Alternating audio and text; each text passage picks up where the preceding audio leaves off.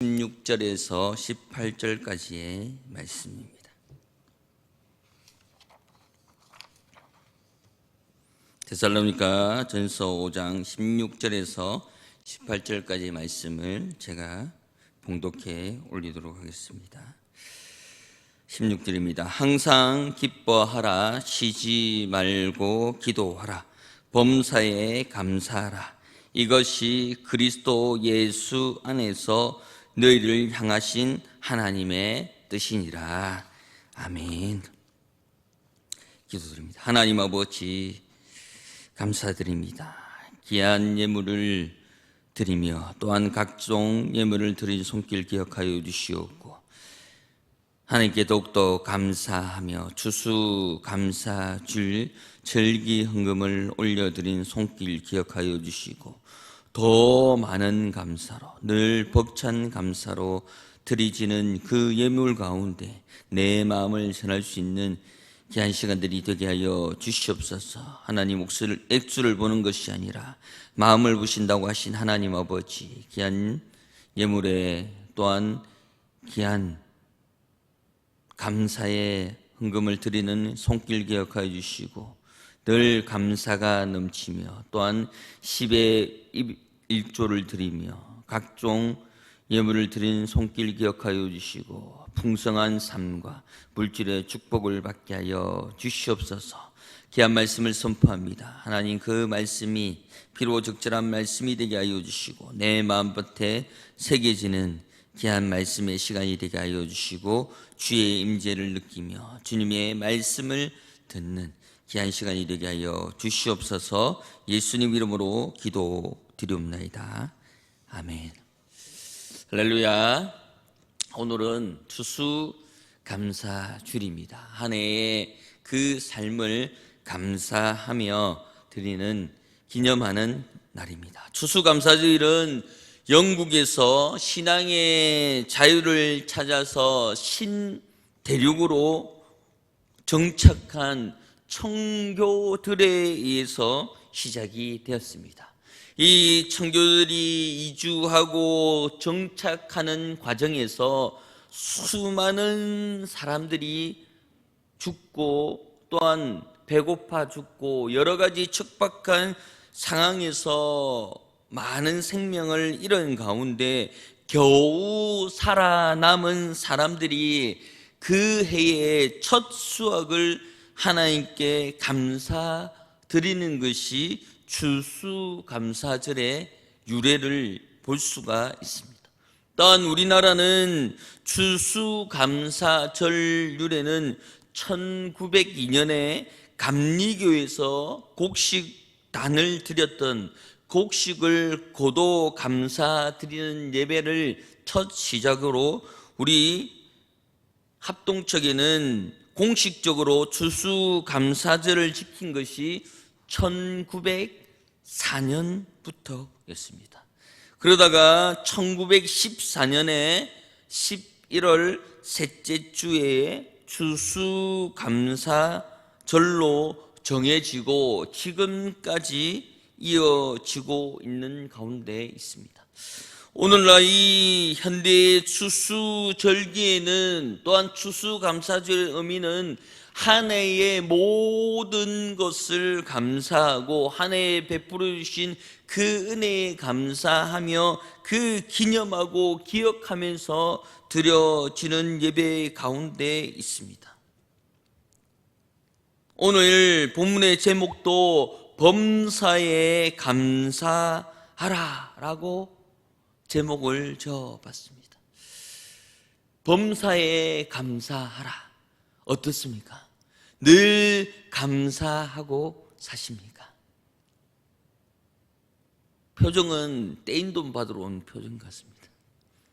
주일 이 새벽에 또한 귀한 주일, 우리가 이 감사, 늘 감사, 범사에 감사하기는 어렵기 때문에 하나님께서 말씀으로 우리에게 각인시켜 주는 것입니다.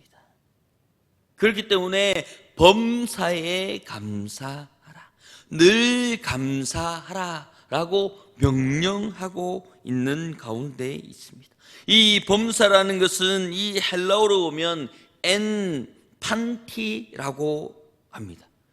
이것은 뭐냐면 모든 상황과 환경 가운데 라는 뜻을 가지고 있습니다. 또한 영어도 circumstance이라고 해서 범사에 늘 모든 환경에서 감사하라라고 얘기합니다. 이런 말이 있습니다. 반면교사라는 말이 있는데 본이 되지 않는 남의 말이나 행동이 도리어 자신의 인격을 수양하는데 도움을 주는 경우가 있는 말을 반면교사라고 얘기합니다. 고린도전서 10장 10절에서 11절 말씀에 그들 가운데 어떤 사람들이 원망하다가 멸망시키는 자에게 멸망하였나니 너희는 그들같이 원망하지 말라. 그들에게 일어난 이런 일은 본보기가 되고 또한 말세를 만난 우리를 깨우치기 위해서 기록되었느니라 라고 말씀하고 있습니다. 출애굽 1세대는 안타깝게 실패했습니다. 그들은 하나님의 인도하심을 받아서 젖과 꿀이 흐르는 가나안 땅에 들어가지 못하고 광야에서 다 죽었습니다. 왜 그렇게 되었냐라고 하면 감사를 잃어버렸기 때문입니다. 그들이 범사에 감사하라라고 하는 넉넉함과 그 젖과 꿀이 흐르는 가나안 땅에 들어가는 것이 너무나 당연하게 되었다는 거예요. 그런데 그들이 처음부터 감사를 잃은 것이 아니었습니다. 처음에는 그들은 구원의 감사 또한 감격과 기쁨의 감사를 늘 하고 있었습니다. 그런데 광야 40년 동안 점점 감사가 사라져 가고 있습니다. 그리고 감사가 사라진 그 자리에 원망이 있었습니다. 이스라엘 백성들에게 입에서 감사가 점점 사라지는 과정을 우리는 그들이 만나를 만나는 태도에서 볼 수가 있습니다. 이 만나는 하나님께서 40년의 광야 생애 가운데 매일매일 주신 하나님의 일용할 양식이라는 겁니다. 출애굽기 16장 31절에 그 만나를 표현하고 있는데 우리 다 같이 한번 말씀을 읽어 보도록 하겠습니다. 시작.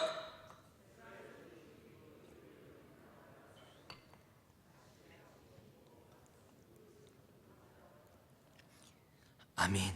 이것이 만나였습니다. 매일매일 주셨던 그 만나가 꿀 섞은 과자같이 맛있다라고 얘기합니다. 그들이 홍해를 건너고 얼마 있지 않을 때부터 그들은 430년의 동안 애굽에 종살이 하면서 이 출애굽한 완전 해방된 그 기쁨을 맞이함과 동시에 매일매일 하나님께서 이 만나를 허락해 주셨습니다. 날마다 이 꿀 섞은 과자를 주셨다라는 겁니다. 이제는 그들이 본격적으로 광야 생활을 하게 되었는데 사실 광야 생활을 할 때 그들의 고달픈 여정이었습니다. 광야가 어떤 곳이냐면 신명기 8장 15절에 너를 인도하여 그 광대하고 위험한 광야 곧 불뱀과 정갈이 있고 물이 없는 간조한 땅을 지나치게 하셨으니 너희를 위하여 단단한 반석에 물을 내셨으며 라고 말씀하는데 그 척박한 땅을 말씀하고 있습니다. 이런 위험한 광야를 지난 동안 이스라엘 백성들의 마음은 점점 구원과 기쁨과 그 감사의 마음이 점점 사라져 가고 있다랍니다. 그렇다 보니까 하나님께 매일매일 감사하는 그 만나의 그 꿀 섞은 과자의 그 입맛이 변하게 되는 것이었습니다. 제가 처음에 서울에 올라가서 첫 사역을 하는데 권사님이 목사님 제가 맛있는 거 대접하겠습니다 하고 저를 차를 태우고 어디를 가는 거야. 그래서 야 서울에서 어떤 이 귀한 거를 또 대접할 건지 맛있는 곳을 간다니까 기대에 부풀어 올랐습니다. 차를 한 30분 넘게 타고 가는 겁니다. 그런데 점점 산속으로 가는 거예요. 얼마나 좋은 곳으로 가는지 기대에 부풀었습니다. 그런데 내려서 식당에 들어가는데 저는 실망하고 말았습니다. 메뉴에 보니까 도토리 묵집이었습니다. 그런데 그분들이 목사님 이거 유기농이고 이거 먹으면 몸에 참 좋고 이거 너무 맛집입니다 라고 얘기해요. 그 순간 그러지 말아야 되는데 제가 욱 하면서 권사님 제가 촌에서 이것만 먹고 자랐습니다. 시골에서 이것만 늘 먹고 이제 서울에 와서 고기 먹나 했는데 이걸 대접합니까? 라고 얘기해요. 권사님이 아니 이거 너무 몸에 좋은 겁니다. 저 매일 먹어요 하며 얘기 나눈 적이 있습니다. 그분들은 늘 도시에 그리고 그 현대화된 그 삶에서 귀한 목사님 오셨다고 귀하게 대접하는 것이 도토리 묵이었습니다. 잘 못 먹어요. 이게 잘 안 나요. 그리고 맛집이기 때문에 줄을 서서 먹어야 되는데 예약을 해서 먹는 겁니다 라고 얘기를 하는데 제하고 시선이 그리고 관점이 너무 다릅니다. 저는 높은 빌딩에서 썬거리면서 고기를 썰으면서 경양식처럼 그리고 클래식을 들으면서 서울 시내를 바라보면서 먹을 줄 알았는데 산 꼴짝이 가면 너무 멋있죠 라고 하는데 제가 매일 눈 뜨며 지겹도록 봤던 그 자연의 풍경을 보여주면서 너무 좋아요. 감사하지 않습니까?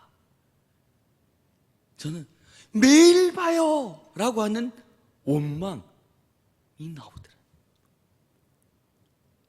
똑같은 입장 가운데 어느 분은 그것을 보며 감사하고 몸에 좋고 그리고 이것이 늘 귀한 분에게 대접하는 코스였다. 우리가 생각하는 그 감사가 그 시점 차이로 변하게 된다는 것을 잊지 말아야 되는 것입니다. 날마다 시작되는 그 하루 삶 가운데 그 삶을 살아가고 있는 가운데 우리 입에 늘 붙어 있는 것은 부정적인 언어들이라. 추워 죽겠네, 더워 죽겠네, 배가 불러 죽겠네, 배가 고파 죽겠네 라고 하는 그런 부정적인 말들이 되었지만 어느 순간부터 예수님을 알고 복음을 알고 그 다음에 하나님 감사합니다 라고 하는 그 표현들과 그 삶으로 살아가게 되는 것입니다. 하나님을 만나며 그 만남을 그 감격을 품고 아침에 눈을 떠도 감사하고 내 입에서 감사와 찬양이 흘러나온 그 하나님을 만났던 그 때가 분명히 있지만 그 감격을 잃어버리고 살아갈 때가 있다라는 겁니다. 추수감사주일, 이 추수감사주일날 내가 힘을 내고 내가 땀을 흘려서 일용할 양식을 먹는 것이 아니라 하나님께서 매일매일 꿀 섞은 그 만나를 우리에게 주심을 통하여서 그 양식을 먹음을 통하여서 감사했지만 그것이 이제 당연하게 되어 버리는 겁니다. 그리고 그것이 너무나 내 삶에 당연하게 되는 겁니다. 저는 그 단어 가운데 어머니 모성애라는 그 단어보다 더 감격하는 단어가 아빠라고 하는 단어입니다. 저희 자녀들이 저를 보며 아저씨라고 얘기 안 하고 목사님이라고 얘기 안 하고 어이라고도 얘기 안 하고 저를 보면 꼭 아빠라고 얘기해요. 곰곰이 이 말씀을 생각하며 또한 이 단어 아빠라는 단어를 생각할 때 내 혈육 아니면 이 단어를 채택해서 이 단어를 삼아서 나에게 공식적으로 정관사로 불러주는 이 아빠라는 단어는 어느 누구도 할 수 없고 감히 할 수 없고 누군가가 나에게 아빠라고 얘기하면 네가 왜 나를 아빠라고 부르냐? 내가 네 아빠냐? 라고 반문할 수 있는 유일한 단어라. 그런데 내 혈육인 내 자녀가 나를 보고 부를 수 있는 그 아빠라는 단어는 유일한 것이라는 겁니다. 내 자녀만 그렇게 부를 수 있고 아빠, 엄마라고 부를 수 있는 이 단어를 매일매일 들으면서 감사할 수밖에 없더라. 얘들이 뭔데 나를 아빠라고 불러주는지, 그 아빠라는 단어를 불러줌을 통해서 내가 아빠구나, 내가 저 자녀들이 나를 불러주고 있구나 라는 그 단어를 보며 감사하게 되는 것입니다. 별것 아닌 그 단어에 감사할 수 있느냐? 이래봬도 감수성이 민감합니다.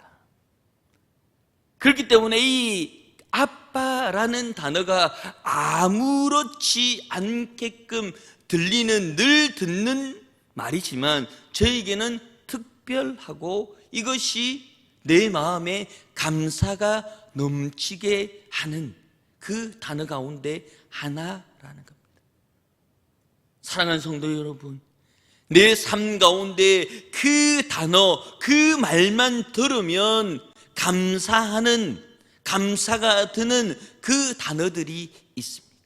하나님 아버지, 예수님, 감사와 성령과 임재와 그 은혜를 들으면 늘 감사하는 마음이 드십니까? 아니면 늘 당연하게 들리십니까? 하나님께서 이스라엘 백성들을 그 40년 광야 가운데 살아가게 한 가운데 잃어버렸던 그 감사를 다시 한 번 더 찾는 귀한 삶에 살아가는 성도의 삶이 되기를 예수 이름으로 축복합니다. 내가 감사를 잃어버리는 순간 내 삶은 피폐해지고 내 삶은 비교의식으로 살아가게 되고 내 삶은 점점 조급해지는 것을 볼 수가 있습니다. 하지만 저것도 감사하며 늘 싱글벙글하며 살아갈 수 있는 그 삶, 늘 감사가 넘쳐서 내 얼굴에 드러나는 그 삶이 감사의 삶과 성도의 삶이라는 겁니다. 그러나 세상 사람들은 그런 모습들을 보며 주책이다 라고 얘기를 합니다. 그러나 누군가가 이 주책이라는 그 단어를 풀이했는데 너무나도 잘 아시는 것처럼 주님이 책임지시는 삶, 내가 늘 싱글벙글하며 뭐가 그렇게 좋냐, 뭐가 그렇게 주책 바가지처럼 웃고 있냐라고 하지만 내 마음에, 내 귀에 들리는 것은 주님이 책임지시는 삶이 내 삶이지. 내가 살아가는 삶과 내가 웃는 것과 내가 생활하는 이 모든 것이 주책이구나, 주님이 책임지시는 삶이구나라는 것을 알 수가 있습니다. 범사에 감사하라. 늘 어떤 환경이라도 감사하라라고 우리에게 명령하신 그 이유가 무엇이냐면 이 모든 것이 하나님의 뜻이래요.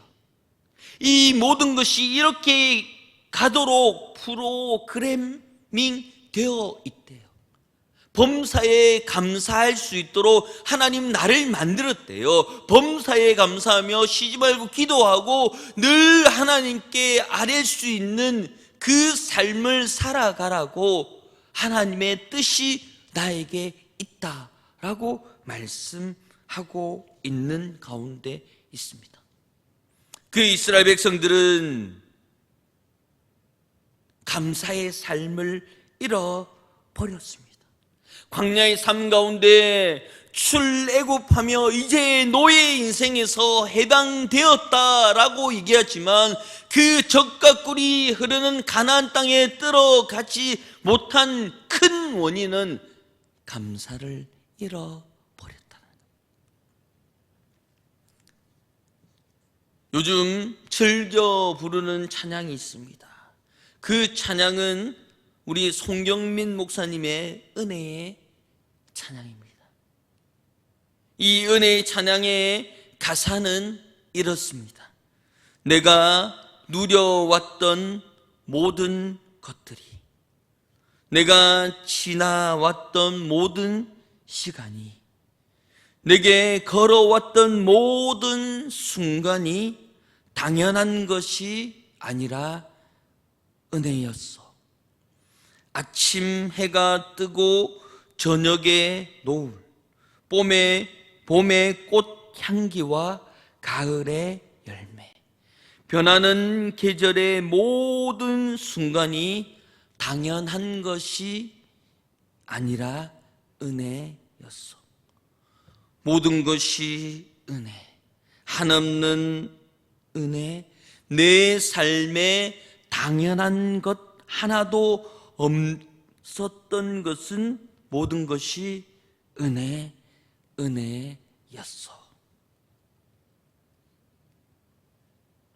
내가 누려왔던 이 모든 것이 당연한 것이 아니라 은혜라고 말씀하고 있습니다. 내 마음에 이 모든 것이 감사가 되는 여유가 되어야 되지만 여유가 되지 못한 것은 비교 의식에 달려 있습니다.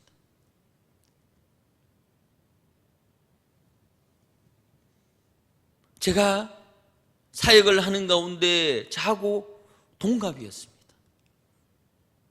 그런데 이분은 서울에 살면서 20억이 넘는 아파트를 가지고 있고 좋은 외제차를 타고 있고 나는 무엇을 했냐? 집을 얻을 수 있는 자금이 있는 것도 아니고 내가 잘 사는 것도 아니고 잘생긴 것도 아니고, 여기에 조금 걸리네요. 비교를 하다 보니까 나는 어떻게 살아왔는지에 대한 그 생각들로 인해서 자꾸 내가 짜부라지더라고요. 내가 주춤하고 처진다는 느낌보다 이 짜부라진다는 느낌이 저한테 더 와 닿더라고요.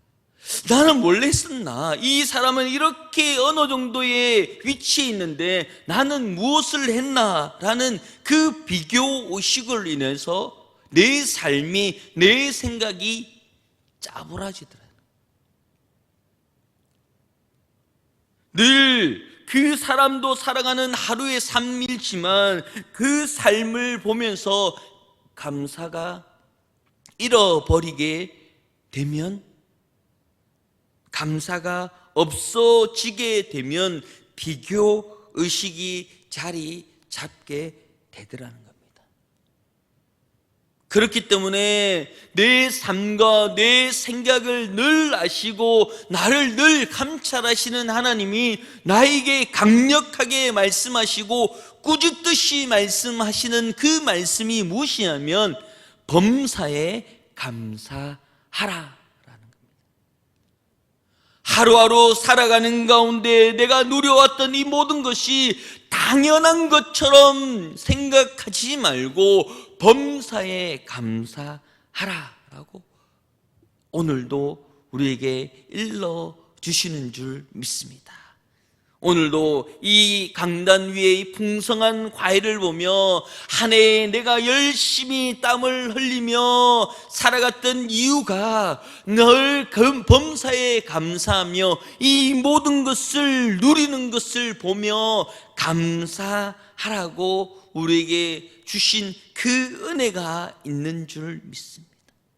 이 찬양의 가사처럼 모든 것이 은혜, 한없는 은혜에 내 삶에 당연한 것 하나 없이 이 모든 것이 은혜였소라며 고백하며 살아가는 귀한 성도의 삶이 되며 오늘 귀한 추수감사주를 섬기는 성도의 삶이 되기를 예수 이름으로 축복합니다.